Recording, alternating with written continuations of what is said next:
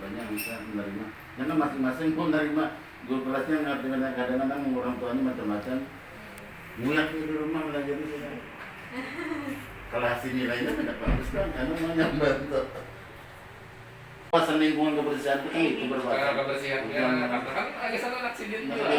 Jadi kita perlu menunggu bantuan dari pemerintah Ya, kan? lambat Kita dapat bisa. karena Pada lambat. berapa kali bulan surprise ke sini. Itu ada Sekolah hujan ini bagus banget. Yang lain lebih banyak memerlukan. betul Iya. Mungkin terkenal orang tua debu anaknya mati tiap hari. Turun baru 2015 pindah hasilnya.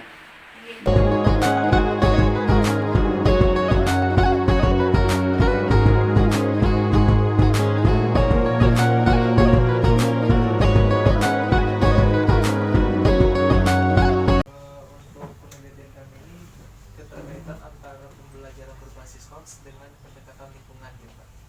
Nah untuk selama proses pembelajaran ini ketika pembelajaran berlangsung kira-kira Bapak Ibu berpedoman dengan menggunakan RPP?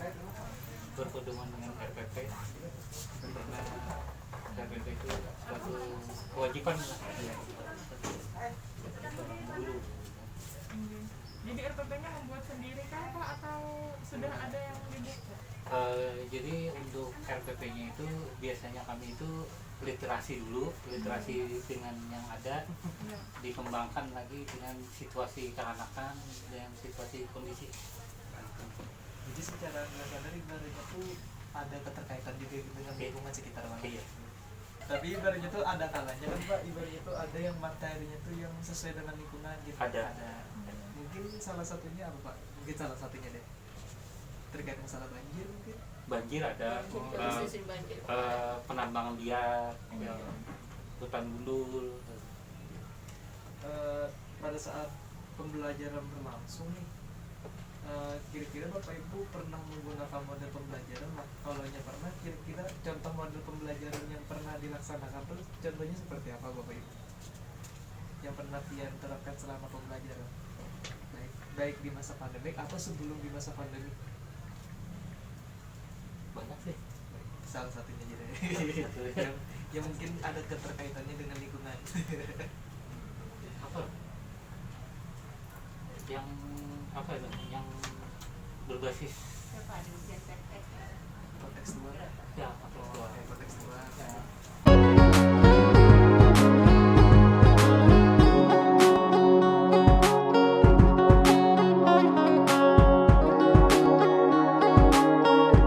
Bagaimana cara Bapak Ibu mengaitkan permasalahan yang disajikan agar berbasis hots? Ibaratnya tuh dia tuh kayak mengolah suatu studi kasus atau mengolah soal tapi berkait supaya kalau meningkatkan hots di siswa. Bisa. Jadi sebelum di awal-awal tuh bisa lewat cerita yang cuma yang mengarahkan nanti ke ini data yang misalnya masalah ini bagaimana tanggapannya mengenai yang penyembuhan ini yang bisa sebelum Jadi intinya itu Bapak itu menyajikan masalahnya terlebih dulu dalam bentuk cerita ya Pak? iya Antisipasi terjadinya permasalahan tersebut agar tidak terjadi di lingkungan sekitarnya. Ibarat itu kayak melakukan pencegahan supaya tidak terjadi lagi.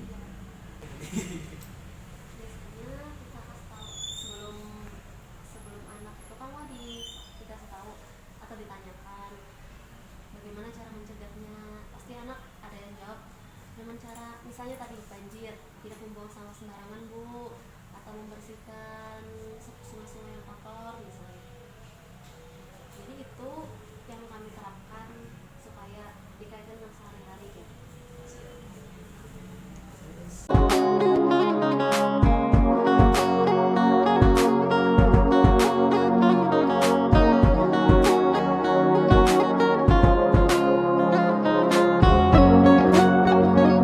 Untuk penelitian yang wawancara pada ini kita membahas tentang implementasi pembelajaran hots berbasis pendekatan lingkungan di sekolah di se-Kabupaten Banjar, terkhusus di Kecamatan Kartanganyar.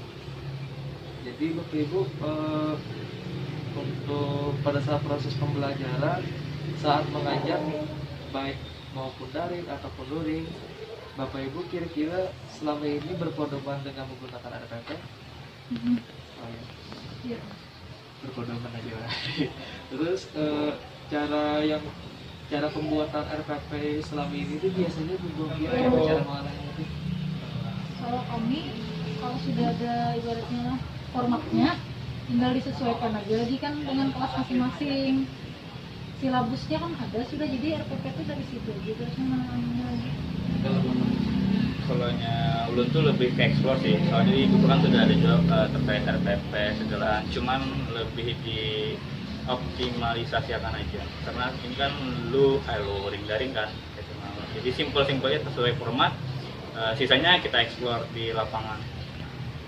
Selain yang bersifat itu sendiri, apakah materi yang disajikan itu sudah sesuai dengan lingkungan peserta didik? Maksudnya tuh ibaratnya nih salah satu contohnya seperti ini. Kita nih kan anggap aja di dalam suatu materi nih,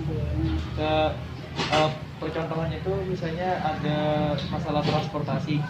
Nah, lebih pengenalan transportasi itu kan ibaratnya tuh kalau di sini kan tidak ada kereta api nih, jadi kita kan kayak lebih mengenalkan kayak sejenis kayak motor, apa perahu. Nah, kira-kira contoh penggambarannya apakah seperti itu selama ini untuk pembuatan materi itu sendiri? Jadi kalau materi itu ingat disesuaikan lawan keadaan, ibaratnya lingkungan alam sini ya, lo letak geografis kan beda-beda nih. Di Jawa kan kayak apa geografisnya, lo sini kan kayak ini, disesuaikan. Nah ibaratnya mungkin ibaratnya materi ini yang misalnya membahas masalah kereta api kan, dicarilah ibaratnya apa contohnya ya yang sesuai lawan lingkungan anak di sini. Kalau ulun tuh lebih menggali ke pengalaman anak biasanya. Pengalaman kan kalau kelas 6 itu sudah pemikirannya abstrak lah, mulai anak mencakup sudah SMP gitu. Jadi abstrak, contoh misalnya ketika pembelajaran vegetatif, perbedaan generatif, kita suguhkan gambar mungkin sudah cukup gitu. Nah, ketika misalnya kita membahas tentang bunga, nah kan anak-anak mungkin banyak sudah tahu bunga itu kayak apa, cuman perbedaannya ada yang secara perkembangan generatif sampai dimakan atau yang vegetatif. Jadi kita kayak menggali pengalaman anak, misalnya membahas tentang hewan unggas, apa vivipar misalnya apa pembagiannya kayak itu, mamalia yang mana. Nah jadi kita langsung gali, tahulah Bu Hanpian terkait misalnya hewan ini yang menyusui adalah mamalia misalnya. Nah jadi ke pengalaman anak biasanya ulun, dan menghadirkan gambar media biasanya.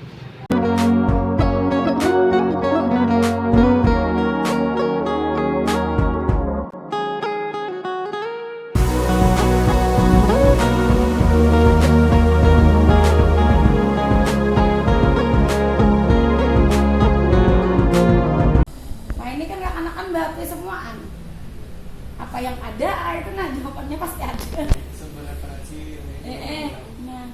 Berarti secara nggak sadar ibu tuh sudah menerapkan kayak student center. Jadi ibunya tuh sesuai lebih banyak mencari materi itu sendiri ya. Ya dari bapak. Kalau ulun lebih cuma lebih menekankan ke permasalahan yang ada di lingkungan sekitar.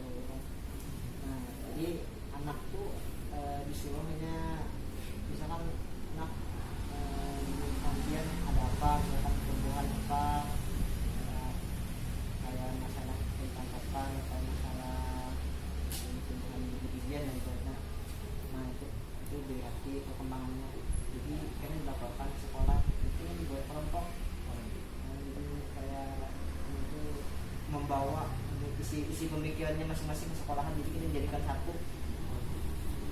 Jadi dia pemberian suatu studi kasus dari anak dan terkait dengan lingkungan juga yang dari ibu. Ini pendapat beliau mungkin ada kayak kasus yang sedang terjadi di lingkungan kan di lingkungan anak, pendapatnya. Nah selanjutnya setelah memberikan studi kasus tadi, berarti secara langsung itu pembelajaran hoax yang disajikan itu tuh sudah sesuai dengan keadaan lingkungan peserta didik tadi. Ibaratnya itu pembuktian sudah sesuai aja nah dengan keadaan lingkungan. Salah satunya tadi bapak tadi mau ucapakan tadi jelas. Ya. Apalagi itu selain itu yang perlu itu Pak yang ya membuat sesirangan menggunakan itu komputer silangan. sesirangan Jadi kemarin sempat diajarkan di atas meja main sendiri apa yang mencelup dokumentasinya masih ada loh ya bapak ibu yang itu tuh. ada siapa yang nggak sadar kan pameran aja ada 2 tahun ya 2 tahun lah 2 tahun dari 2019. Kalau bisa nanti kami kalau